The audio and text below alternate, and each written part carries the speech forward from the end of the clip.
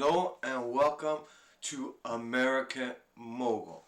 Today we are going to discuss how to pay your mortgage off in 10 years or less. Okay, basically house hacking. Yeah. There are many different types of house hacking, but this is one. And we are going to use an example of what I just did. Yeah.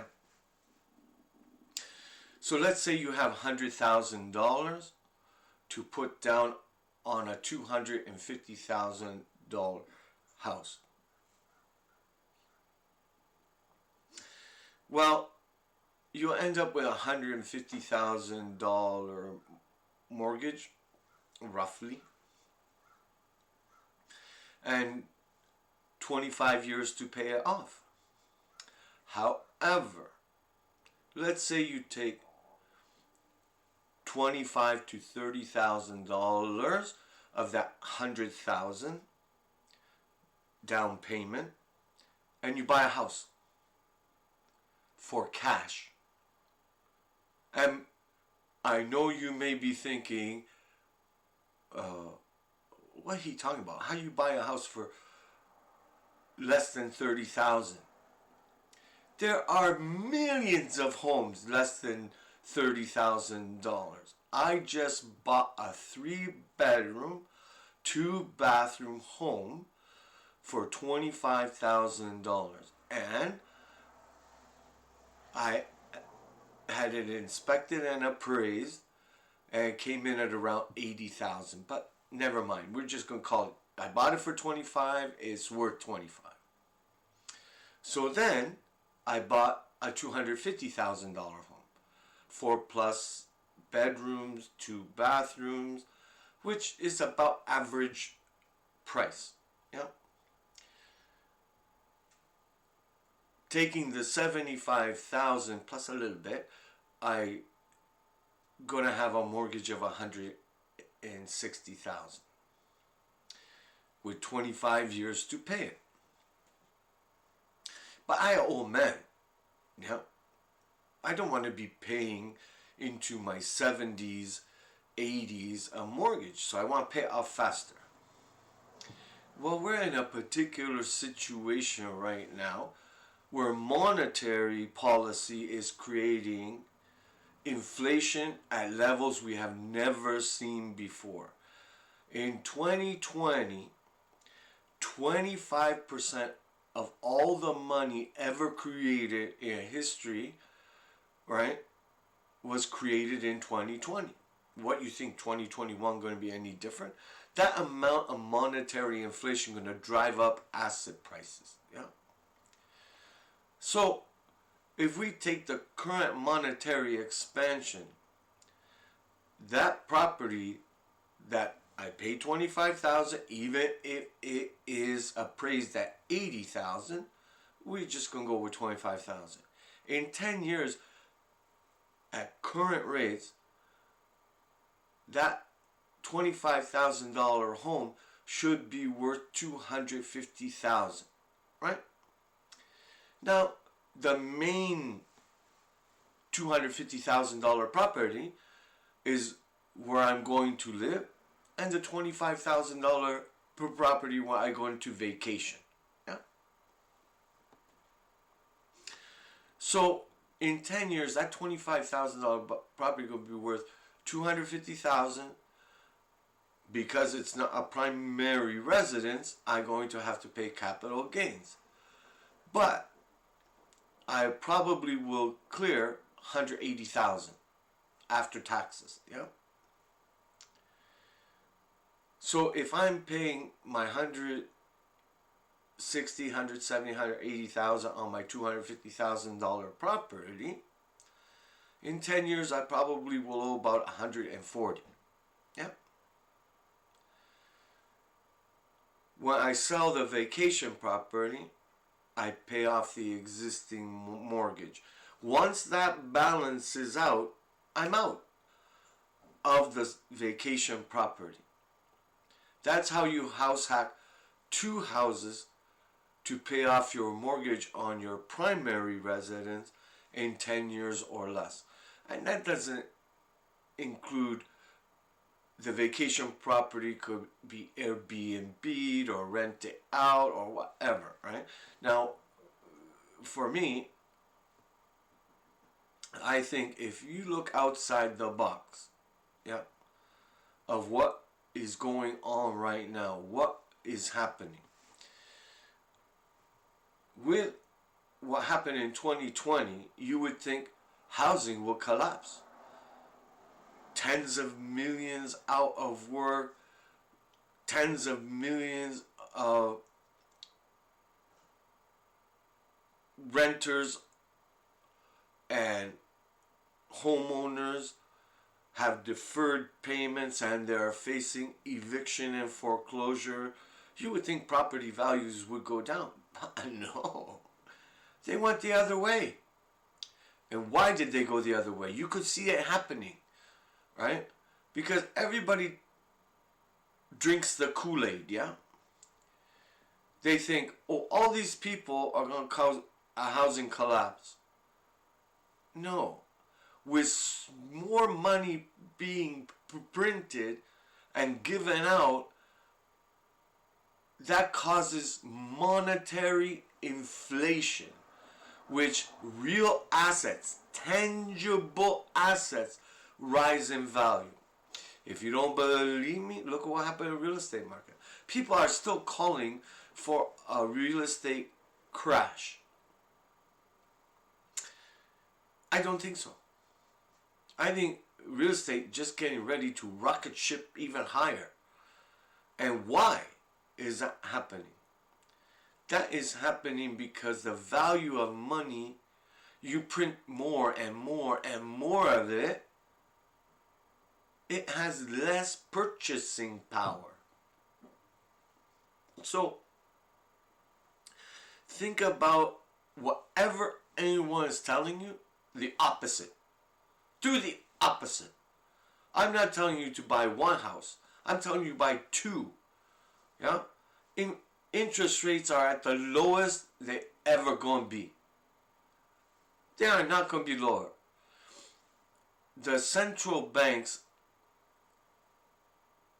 in the United States cannot go negative because they will destroy the banking system. What do you see right now? You see interest rates rising, the yield curve steepening. Why is that? Because the value of money is decreasing, so the risk in the capital markets have to show up somewhere. Yeah? And they show up in yields. Right? And yields are going up. Right? The risk-free yield is going up because if you put 100,000 in the bank, next year it's going to be worth less. Yeah? Because inflation eating the purchasing power. Yeah? Now, debt is something that we all have to be careful of. You can't get into too much debt.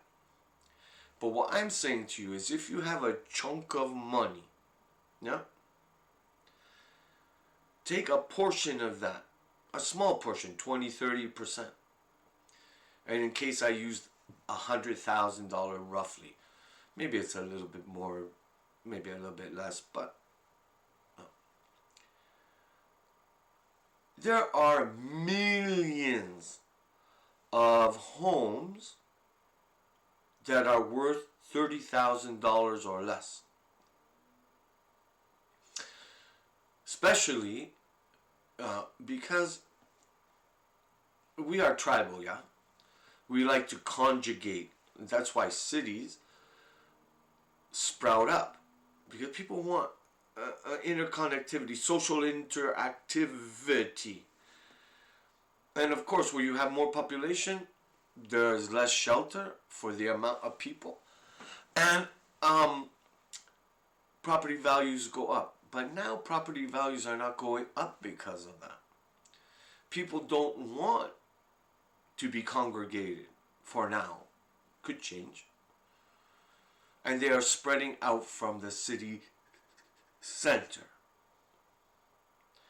So they are going to more rural areas, and there you can find beautiful homes for less than 30,000 and very, very low property taxes. I just bought a property that was appraised at 80,000 for $25,000, and property taxes are approximately $500 per year. Yeah. To encapsulate that, with monetary expansion and inflation, that property, I know for sure, yeah, in my opinion, for sure, in 10 years, right? Never mind the appraisal of 80,000. Let's just say 25,000. In 10 years, it's going to be worth 250,000. And if it's appraised at 80,000, in 5 years, it'll be worth 250,000. So that is, I apportion that money to buy that home, and it's going to act as my summer home, my vacation home. Yeah. Then I bought a $250,000 house. Yeah. And I put the other 75, roughly 80,000 on it to get a mortgage of 160,000. 160, 180, it's going to come out there somewhere. Why do that? Why not pay cash for that one too? Because value of money, yeah, is decreasing. Yeah. You think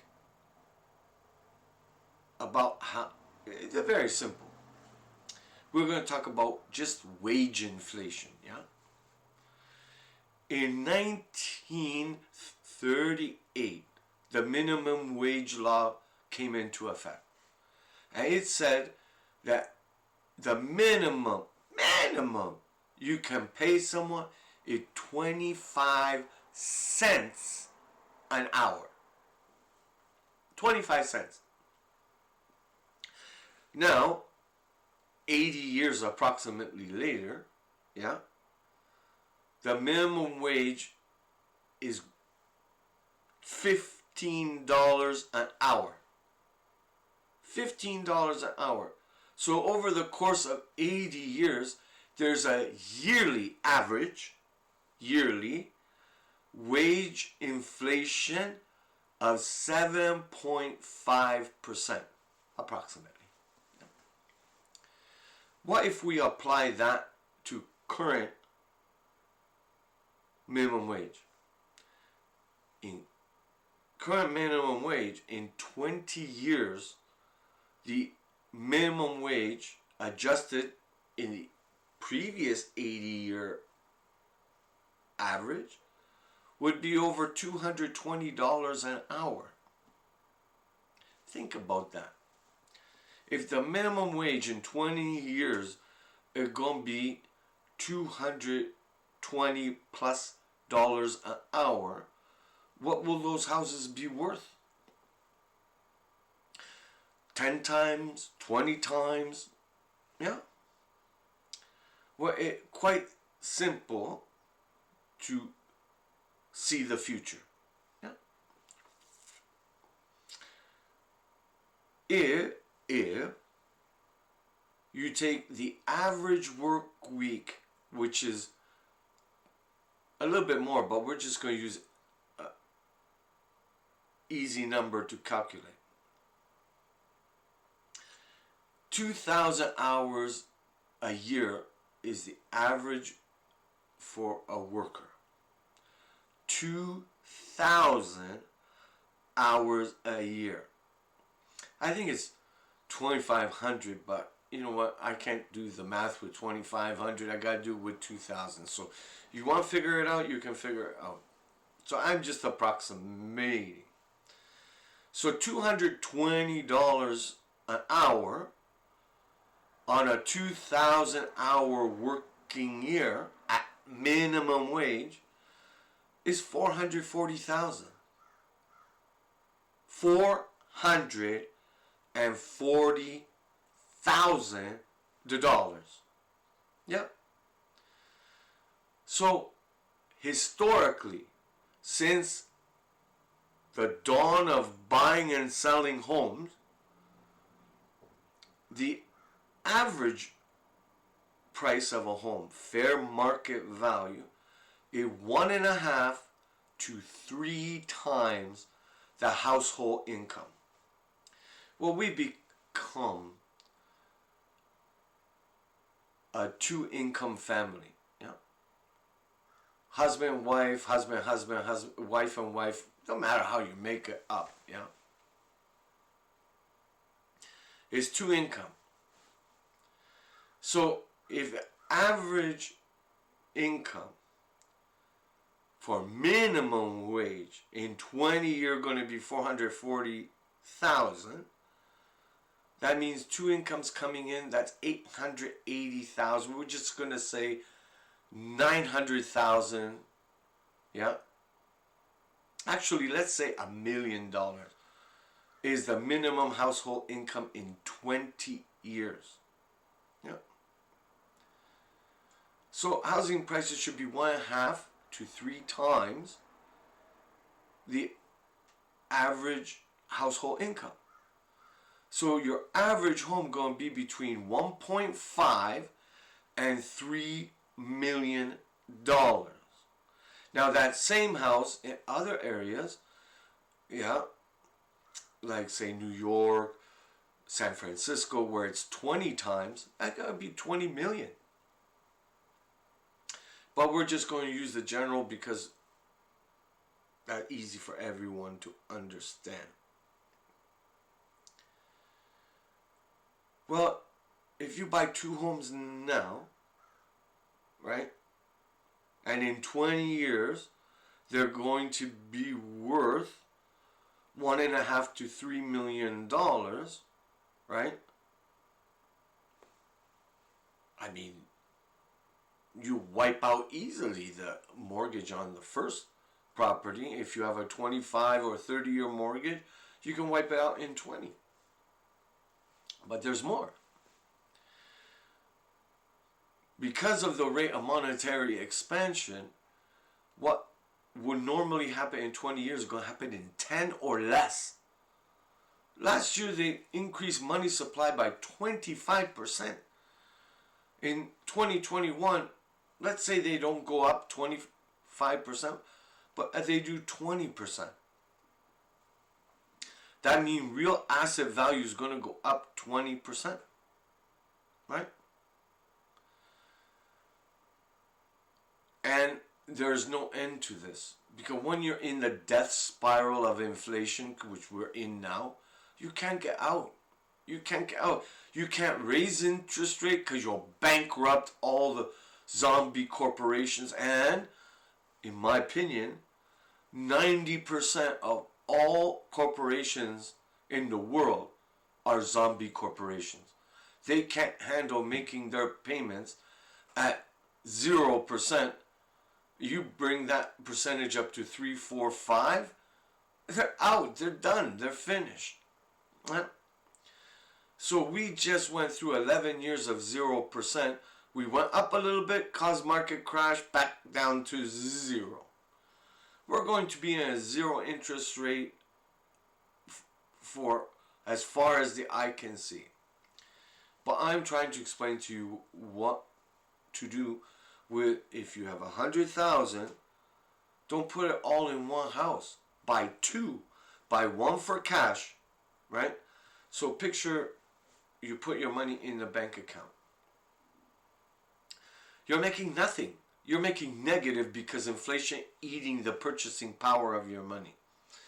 So you buy a home for 30,000 or less and you park it because there's no such thing as passive income. These people that tell you to buy rental properties, that's not passive. That is semi-passive at best, but all-inclusive at normal, because ship breaks, Yeah, excuse my language, but things break. Tenants don't pay. You have to evict people. You have regular maintenance. Yeah, that is not passive income when you are involved like that. Yeah, there is no passive income. Everything takes effort. But you can hold that property to get those prices. You need to go out into rural areas. Find a place that has fishing, hunting, if that is your passion, or bike trails, whatever you are interested in, and then go spend your vacations there. It doesn't cost you much. In most cases, sometimes property tax is $200, or vacant land is another one. That is zero amount of effort. You got nothing to take care of. The land is all on its own, and property taxes for vacant land are almost negligible. Yeah, but it's a tangible asset that goes up when money is being pumped into the system. And then you take 7-8% of that 100,000 and put in a house where you're going to live, your primary residence. 25, 30-year mortgage, whatever you decide. Now, it's up to you. But you're going to get a mortgage of around 2 to 2.5%. Inflation is running hotter than that. So they're actually paying you to take a mortgage if you adjust for the real inflationary rate. So right now there is a mismatch. The real inflationary rate is higher than the interest rate bank going to charge you for mortgage. Can that change? Yes. Will it change? Don't think so. But because you'll wipe out too much of the economy. Now, the real inflationary rate will drive that vacant land or that vacation property up, up, up. Since you have no mortgage in it, that's all appreciation. That is true passive income, where your assets are appreciating without you doing a single thing. Yeah. Now, 5 years go by. If we average 15% monetary expansion, your property will double, triple, quadruple. Yeah, your cash property. And so will your primary residence. But the mortgage doesn't go up. Mortgage is decreasing because you make your payments. Yeah? Not very much in the first 5 to 10 years, but you are slowly decreasing the principal owed, while that other property is increasing in principal value without any mortgage. When you see the balance between them, yeah, where if you sell your vacant land or your vacation property for enough after-tax dollars to pay off your initial mortgage, you make that change. If you work out the numbers, you will see that if you are going to take 100,000 to put down on a $400,000 property or $300,000 property or $250,000 property, you are going to do okay because that asset is always going to rise in value. There might be times where it dipped down a little bit, up a little bit, down a little bit, but the trajectory is always up because they keep printing more and more and more of the money supply. The more you print, the more you dilute the purchasing power of that currency.